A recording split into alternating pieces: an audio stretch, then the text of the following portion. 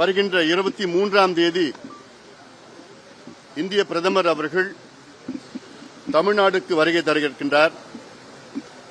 அதற்கு ஏற்பாடுகளை செய்து வருகின்றோம். தமிழ்நாட்டில்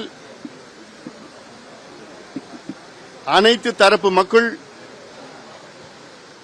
திமுக அரசு மீது மிகுந்த கோபத்தில் இருக்கின்றார்கள். அன்றாடம் தமிழ்நாட்டிலே பல தரப்பு மக்கள் போராடி வருகிறார்கள். குறிப்பாக ஆசிரியர்கள் ஒரு பக்கம், இணை பேராசிரியர்கள் ஒரு பக்கம், இடைநிலை ஆசிரியர்கள் 25 நாட்களாக போராடி வருகிறார்கள். சத்துணவு ஊழியர்கள் போராட்டம் செய்கிறார்கள். துப்புரவு பணியாளர்கள் போராட்டம் செய்து கொண்டிருக்கின்றார்கள். செவிலியர்கள், மருத்துவர்கள், கறிக்கோழி விவசாயிகள், பெண்கள், மாணவர்கள் போன்ற பல தரப்பு மக்கள் இந்த ஊழல் மோசமான திமுக ஆட்சியை எதிர்த்து அன்றாடம் ஆங்காங்கே போராட்டம் செய்து வருகிறார்கள். திமுக மீது அனைத்து தரப்பு மக்கள், குறிப்பாக பெண்கள், பெற்றோர்கள், மாணவர்கள், நெசவாளர்கள், விவசாயிகள், அரசு ஊழியர்கள் போன்ற அனைத்து தரப்பு மக்களும் இன்று மிகுந்த கோபத்தில், ஆத்திரத்தில் இருக்கின்றார்கள். தமிழ்நாட்டில் எங்கு பார்த்தாலும் போதை கலாச்சாரம்.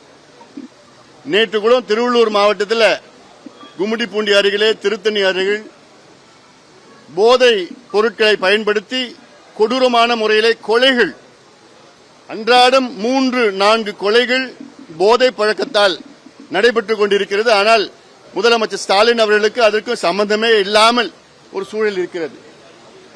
இதனால்தான் பாட்டாளி மக்கள் கட்சி அதிமுக தலைமையிலான கூட்டணியில் சேர்ந்ததற்கு காரணம் இந்த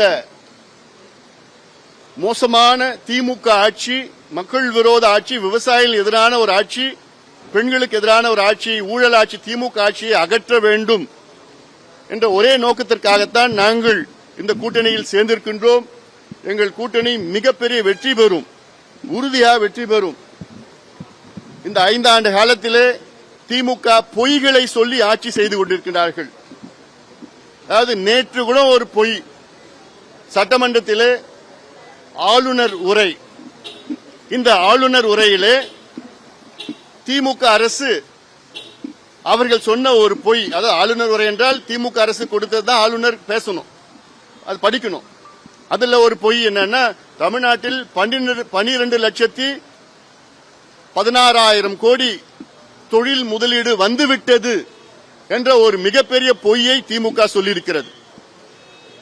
இது சம்பந்தமாக கடந்த மாதம் ஒரு ஆவணத்தை நான் வெளியிட்டேன், திமுக பொய்யான முதலீடுகள் என்று.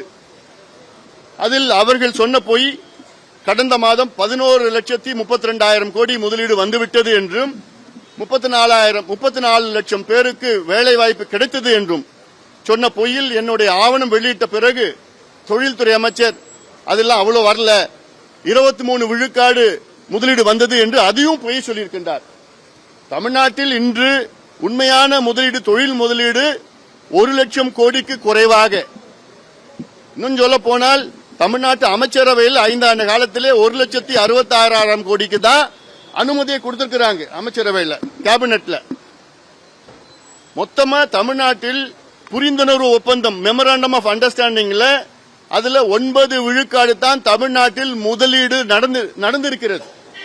ஆனா இதெல்லாம் பொய்யை சொல்லி அன்றாட மக்களை ஏமாற்றுகின்ற ஒரு மோசமான ஒரு திமுக ஆட்சியை அகற்ற வேண்டும் என்று மக்கள் முடிவு செய்து விட்டார்கள். அதுவும் அனைத்து தரப்பு மக்களும். நேற்று பார்த்தா அமலாக்கத்துறை தமிழக காவல்துறைக்கு ஒரு அறிக்கையை கொடுத்திருக்கின்றாங்க. அந்த அறிக்கையில ஒரு துறை, அதாவது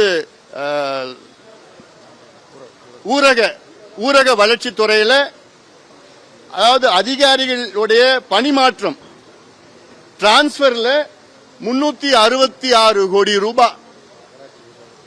அதாவது டிரான்ஸ்பர்ல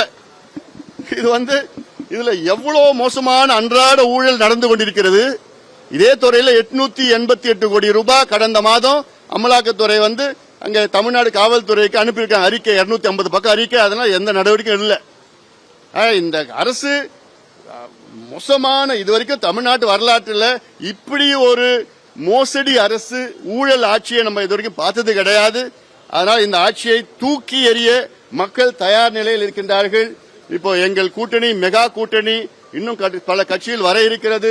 எங்கள் கூட்டணி பலம் வந்த கூட்டணி இன்னும் போக போக மிகப்பெரிய அளவில் மக்கள் எங்களுக்கு ஆதரவு கொடுத்து இந்த மோசமான திமுக ஆட்சியை உறுதியாக தூக்கி எறிய மக்கள் தயார் நிலையில் இருக்கின்றார்கள்.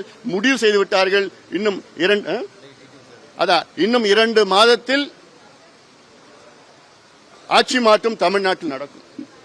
இந்த திமுக ஆட்சியை அகற்றி எங்கள் கூட்டணி, அதாவது அதிமுக தலைமையிலான ஆட்சி தமிழ்நாட்டில் நடக்கும்.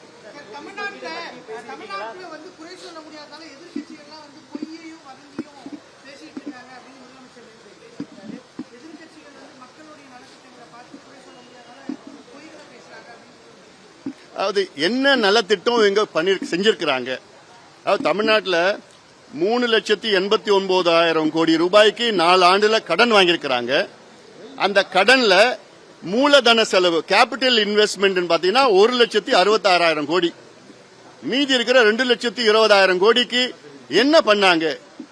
என்ன நிர்வாக செலவு? நீங்க கடன் வாங்குறது, நீங்க கேபிட்டல் இன்வெஸ்ட்மெண்ட் மூலதன செலவு தான் பண்ணணும். இன்ஃப்ராஸ்ட்ரக்சர் பில்டிங் தான் கடன் வாங்கணும்.